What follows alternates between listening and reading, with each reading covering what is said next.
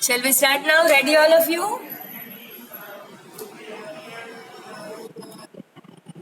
Okay, so you should be on your page 55 of the textbook, and I think we have to start with the formation of landforms. Yes, and I think the explanation was already done. What is the meaning of landform? I think I taught you. Yes. और landforms कैसे बनते हैं? That also I told you because of the internal movements in the interior of the earth. याद आ रहा है? Okay, Rutu. Kalari and Rajaguru, I cannot see you. Okay, so explanation was done. Let us see the reading portion. Keep a pencil in your hand. The lithosphere is broken into a number of plates known as lithospheric plates. ये भी मैंने आपको बताया था. Lithosphere means the land. I think ये हमने पहले भी learn किया था. Lithosphere means land. Okay, underline the word lithosphere. Write the meaning land. Now there are cracks in the land. वो हमने learn किया था earthquakes and volcanoes का. Right so because of this internal movements lithosphere में cracks हो जाते हैं and it results into the pieces of land. ये पीसेस ऑफ लैंड जिसको हम बोलते हैं प्लेट्स या तो lithospheric plate. Okay you will be surprised to know that these plates move in different direction, that is few millimeters in a year. और ये जो प्लेट्स है वो कंटिन्यूअसली मूव करती है. Now suppose see the picture I am drawing. Now we know that this is our earth. Okay, and the inner part of the earth is in the molten form. और ऊपर का जो part है that is in the solid form. Okay, तो अगर आप देखो तो अर्थ का इंटरनल कैसे होगा? There will be molten matter in the interior part and on the top there will be plates. जैसे हम वाटर में आइस क्यूब्स डालते हैं. You all have seen a glass of water with ice cubes in it, all of you. Yes. तो ice cubes कैसे हिलते रहते हैं पानी में, हिलते हैं ना. नाउ अगर आप एम्प्टी ग्लास में आइस क्यूब्स डालो तो they will not move, they will only melt. But because if they are floating on water, पानी के ऊपर है, then it will continuously move. I think you all have notice this thing. Yes, तो similarly in the interior of the earth also water के बदले होता है molten matter और ice cubes के बदले होता है plates, lithospheric plates. Now these plates because they are on a liquid matter, क्योंकि liquid के ऊपर है तो ये continuously move करते हैं. ice की जैसे move नहीं करते. With after millions of years छोटा सा थोड़ा सा move करते हैं. Right now also under your feet अभी भी earth move करता है, but we cannot you can say experience it. Why? Because it is very slow. You know what is 1 centimeter? आप स्केल में देखते हो रूलर की 1 सेंटीमीटर कितना है ना. तो हंड्रेड्स ऑफ इयर्स में 1 सेंटीमीटर जितना वो मांड मूव करता है. So the movement is very slow. No doubt move करता है. जैसे पानी के ऊपर आइस क्यूब्स फ्लोट करते हैं वैसे ही मोल्टन मैटर के ऊपर प्लेट्स फ्लोट करते हैं, but at a very small less speed. See it is written few millimeters in a year. This is because of the molten magma inside the earth. The molten magma inside the earth moves in a circular manner. You know what is circular manner? है ना, circular manner में move करता है. The movement of these plates causes changes on the surface of the earth. Movement होता है अंदर, changes होते हैं ऊपर. Okay? The movements of the earth are divided on the basis of forces which cause them. The movements which are generated in the interior of the earth are called endogenic forces, and the forces that work on the surface of the earth are called exogenic forces. Endogenous मतलब internal, exogenous मतलब external. So underline the word endogenic. Underline the meaning word endogenic, meaning internal. And exogenic उसको भी underline करो, meaning external.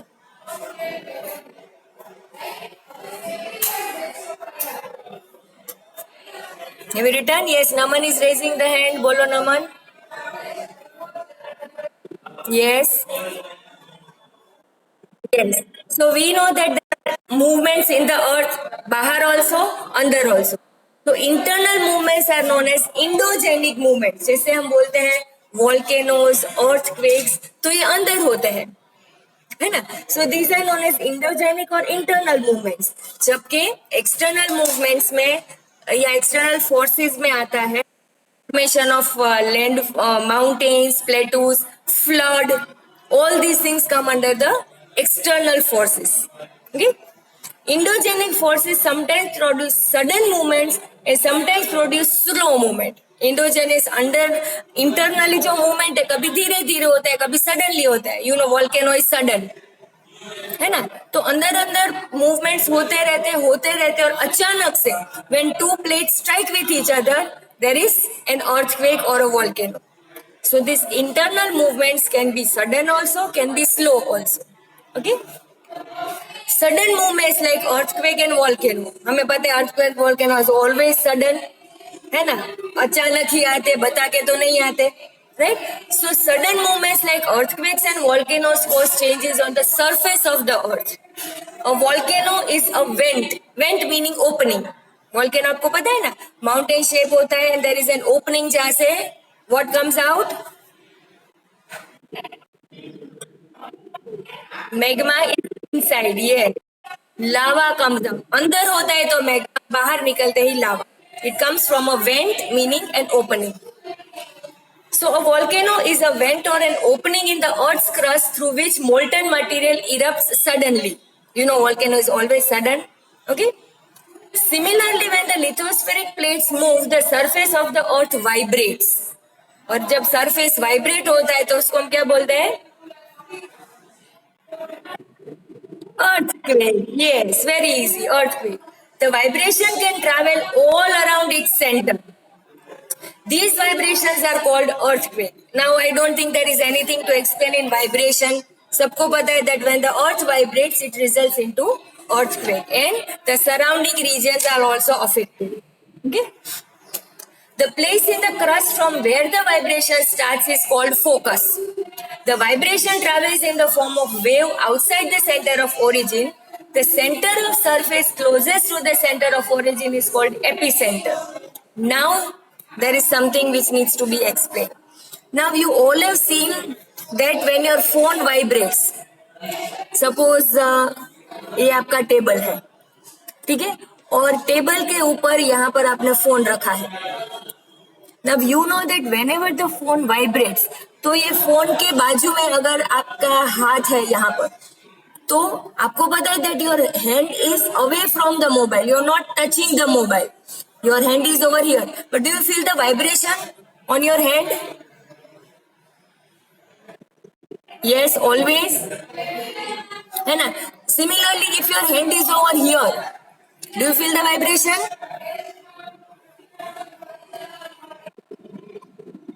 Yes, but is there any difference between the vibration felt over here and over here? Obviously, yes. Yes, very good. यहाँ पर vibration ज्यादा आएगा, यहाँ पर vibration कम आएगा.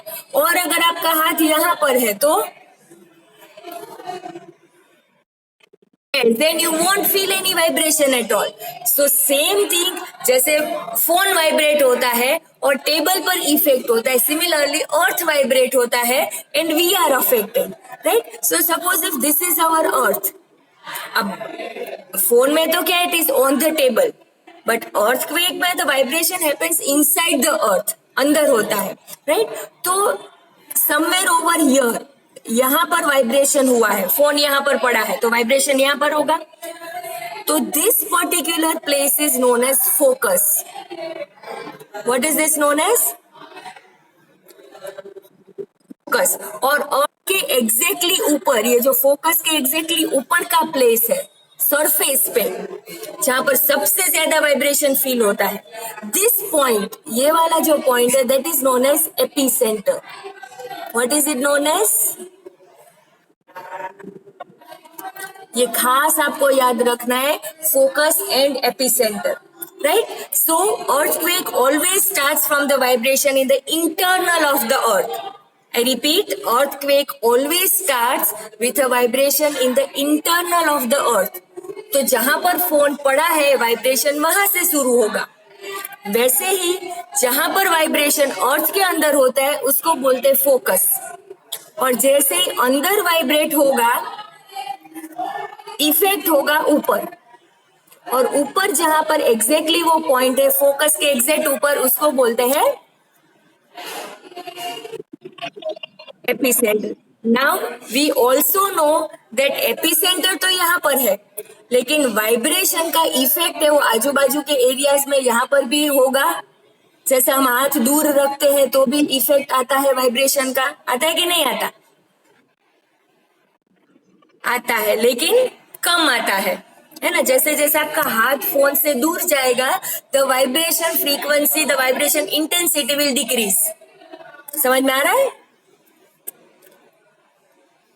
यस. ओके. तो एपिसेंटर से जितना जितना आप दूर जाओगे, या तो इस तरफ या तो इस तरफ, the intensity of vibration decreases. Okay. And this particular places जहां पर धीरे धीरे वाइब्रेशन आता तो है, लेकिन उतना नहीं आता, तो ये सभी एरियाज को बोलते हैं हाइपोसेंटर. क्या बोलते हैं? हाइपोसेंटर. ठीक है. तो अभी मैं आपको फोन के एग्जांपल देती हूँ कि if the phone is over here और फोन वाइब्रेट होता है, तो this place is known as focus. और फोन के आजू बाजू चारों तरफ जहां पर सबसे ज्यादा वाइब्रेशन होता है, इसको हम बोलते हैं एपिसेंटर. ओके. चारों तरफ उतना ही वाइब्रेशन आएगा, और जितना आप दूर जाओगे, वाइब्रेशन विल बी डिक्रीजिंग. ये सभी एरियाज को हम बोलेंगे hypocentre. I think you can understand this concept, all of you. Yes. So similarly, this is the earth, और यहाँ पर वाइब्रेशन होता है, then this point is known as focus. Okay. Then this point, यहाँ सबसे ज्यादा वाइब्रेशन होगा, तो ये वाला point it is known as epicenter. And vibrations will be felt in this area also, this area also, this area also. तो ये तीनों एरिया को हम क्या बोलेंगे? Hypocenter. Now are these all three words very clear to all of you? Very good. चलो, let's move further. The center of the surface closest to the center of origin is called epicenter. Greatest damage is usually caused closest to the epicenter, and the distance from the epicenter increases, the magnitude of the earthquake gradually decreases. Magnitude means the intensity, the power. Underline the word magnitude and write the meaning power. So read this sentence again. The distance from the epicenter increases. जैसे जैसे आप epicenter से दूर जाओगे, the power of the earthquake decreases. Very good. Although earthquake cannot be predicted. What is predicted? Yes, पहले से पता नहीं होता. Underline the word predicted, meaning forecasted. Weather forecast होता है, आपको पता है? जैसे न्यूज़पेपर में या टीवी चैनल्स में आता है कि 2 दिन तक बहुत बारिश होने वाली है, नेक्स्ट वीक में साइक्लोन आने वाला है, तो that is forecasted. But earthquake can never be forecasted, it can never be predicted. Okay, so although earthquake cannot be predicted, the impact can be minimized. Impact meaning effect. Underline the word impact and write the meaning effect. The effect can be minimized if we are prepared beforehand. Beforehand अब पता तो है नहीं कब आने वाला है, तो हम कैसे तैयार रहेंगे? Especially the buildings which are built, they are earthquake prone. वो बिल्डिंग का फाउंडेशन इतना स्ट्रॉन्ग रखते हैं कि in case if there is छोटा मोटा earthquake then the building does not fall down. Okay, तो ऐसी ऐसी चीजें हम लोग प्रिपेयर करके रख सकते हैं so that the effect is minimised.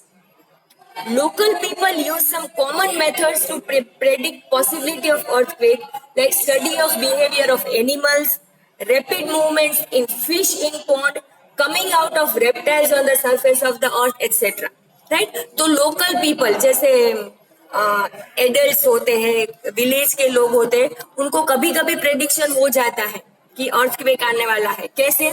With the behaviour of animals. ऐसा माना जाता है कि when cows and buffaloes, you know that cows and buffaloes they go in groups, right?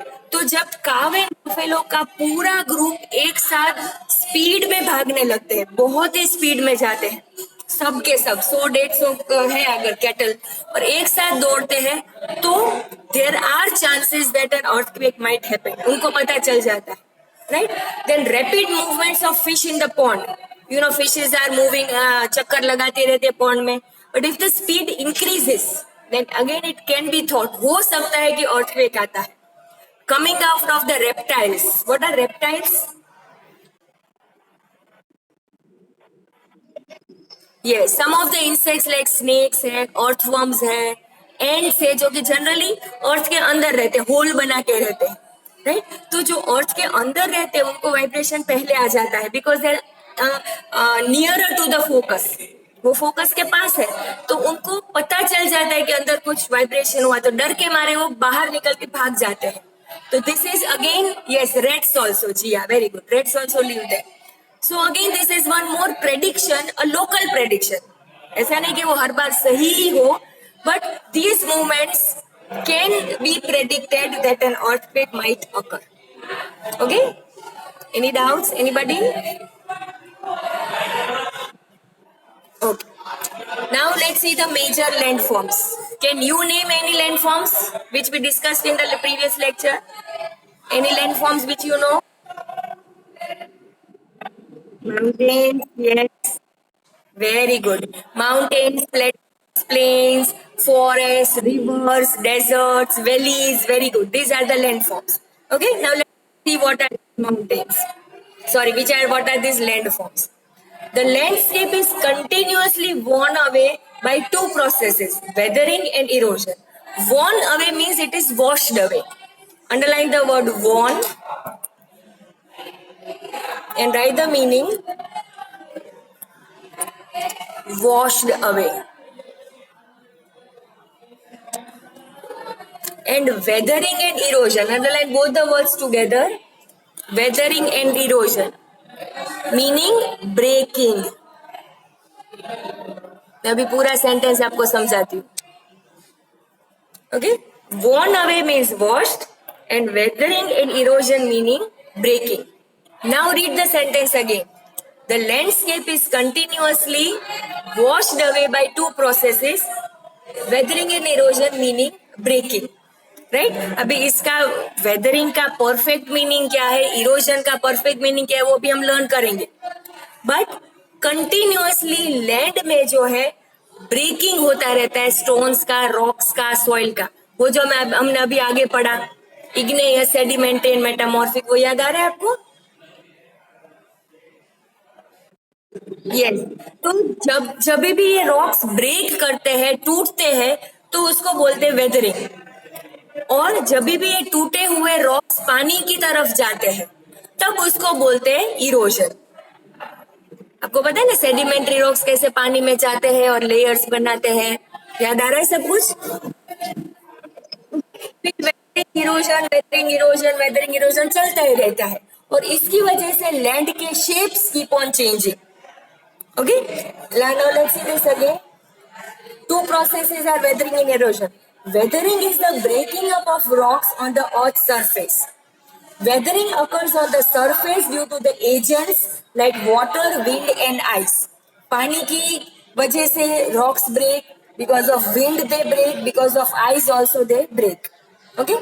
The weathered material is carried away or transported by water, wind etc. अब ये टूटे हुए जो rocks है वो water या तो wind उसको ट्रैवल करवाते हैं, लेकर जाते हैं, and eventually deposited. कहीं पर एक जगह पर they gather and they make a layer. This process of weathering and deposition create different landforms on the surface of Earth. ठीक है, तो what we will remember: breaking of the rocks, transportation of the rocks, the role of wind, water, temperature, etc. All these things are responsible for the changing shape of land. Am I very clear, all of you? समझ में आ रहा है? तो अभी हमको क्या बोला कि ये सभी चीजें लैंड को चेंज करती रहती है. अब कौन सी चीजें कैसे चेंज करती है, that we are going to learn. देखो ये पेज में वर्क ऑफ रिवर, ठीक है, देन टर्न योर पेज. फिर हमें दिया है नीचे पेज 56 में work of sea waves. Can you see the title? Yes. फिर नेक्स्ट पेज में दिया है वर्क ऑफ ग्लेशियर. ग्लेशियर मतलब ice. Then you are given work of wind, right? So what we are going to learn, that rivers, waves, glaciers, wind, they are very much responsible for changing the shape of the land, and how they are responsible, that we are going to learn. तभी next क्या करने वाले वो आपको पता चल गया सभी पॉइंट्स के अंदर. पर्व समझ में आ रहा है ना कि अभी नेक्स्ट टॉपिक क्या आने वाला है. Okay, fine. So first of all, we will see that how a river affects the shape of landforms. Okay? I cannot see color here.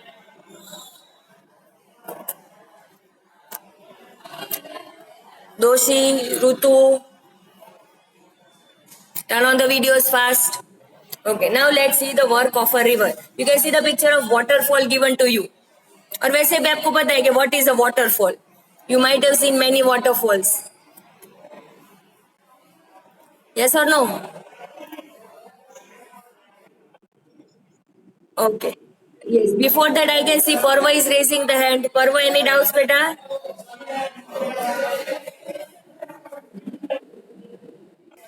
Okay, let's start with the work of a river. The running water in the river erodes the landscape. Erode means erosion, washing away. Okay, so underline the word erodes and write the meaning washes. वो पानी जो होता है वो सब चीजें लेकर जाता है अपने साथ. Erodes meaning washes away. So the running water in the river washes the landscape. When the river straightly tumbles at steep angle over very hard rocks or down a valley, it forms a waterfall. Okay? अब ये river ऐसे flow कर रहा है ये land के ऊपर. अब क्या होता है कि लैंड का शेप ऐसा है.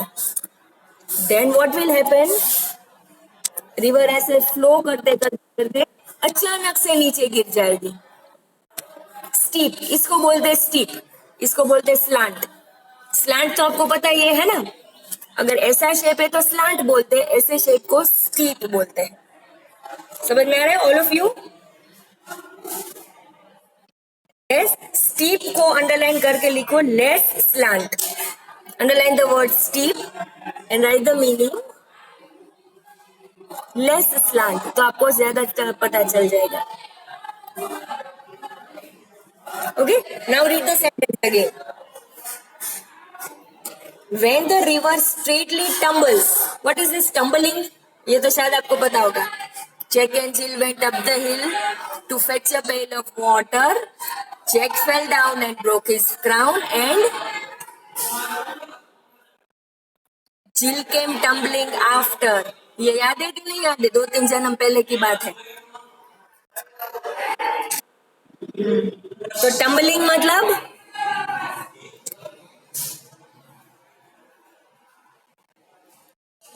Jack fell down and Jill came tumbling after. What do you mean by tumbling? चलो सोच के बताओ. Yes, tumbles means falls down. Speed में ऐसे गोल गोल घूमते घूमते घूमते घूमते नीचे गिरते. That is tumbling, falls. Okay. Now read the sentence. When the river straightly tumbles मतलब falls at steep angle, less slant angle over very hard rocks or down a valley, it forms a waterfall. So now you can understand how the waterfalls are created.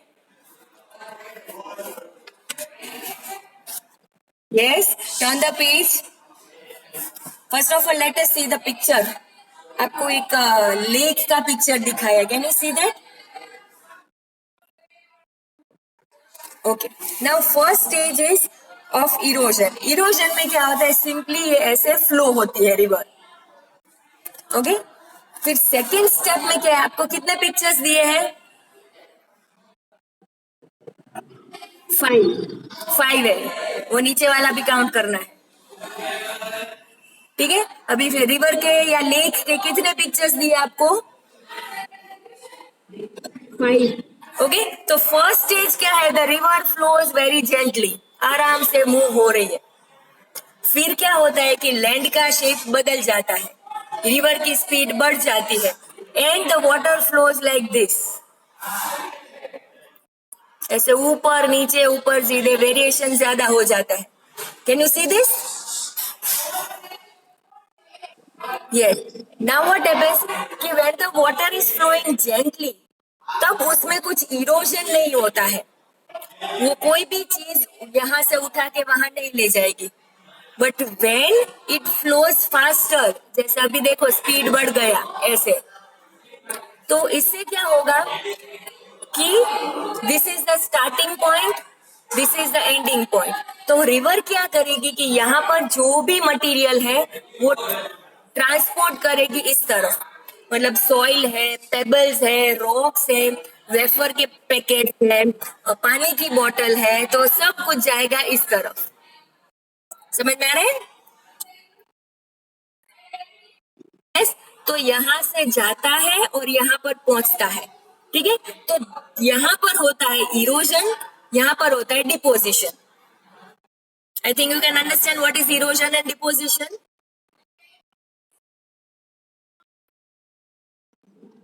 Okay.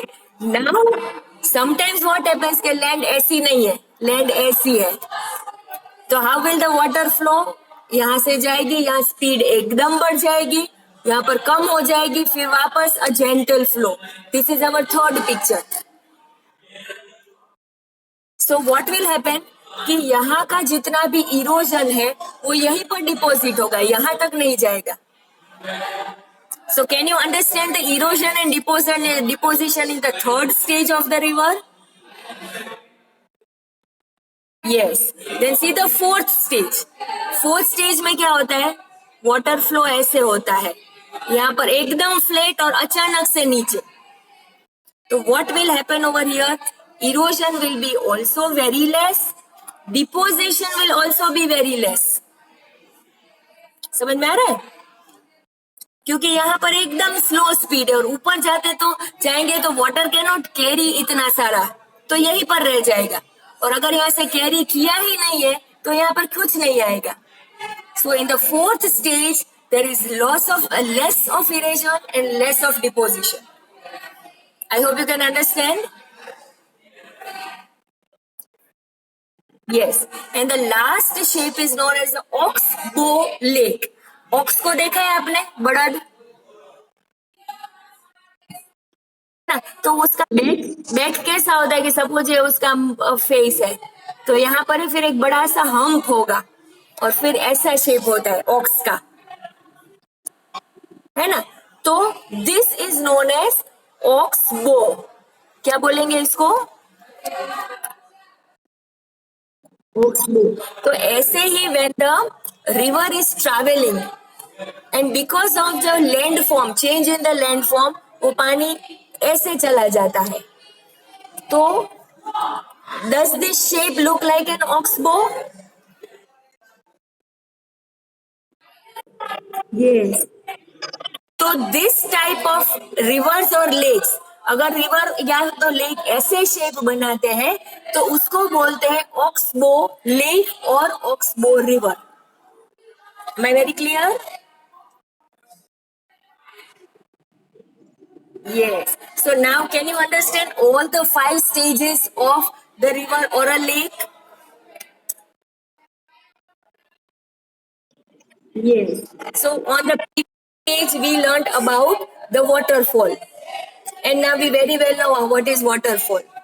When the river tumbles down in a steep valley, it creates waterfall. But what if the valley is not steep? अगर ऐसा नहीं है तो क्या होगा? दूसरे 5 stages होंगे जो कि पिक्चर में है. Let us read. As the river enters the place, it flows there are twists and turns forming large bend known as meanders. ठीक है. अब रिवर, अगर मैं आपको भी बोलूंगी कि पानी, रिवर का पानी ड्रॉ करो तो आप ऐसे ड्रॉ करोगे. तो can you see twist and turns and bends in the water? तो ये जो ट्विस्ट टर्न्स बेंड्स जो है, ये सभी उसको साइंटिफिक लैंग्वेज में बोलते हैं मीएंडर्स. क्या बोलते हैं? Meander. So if anybody asks you that what is a meander, then the turns, twist or bend in the river water, in the flowing water, is known as a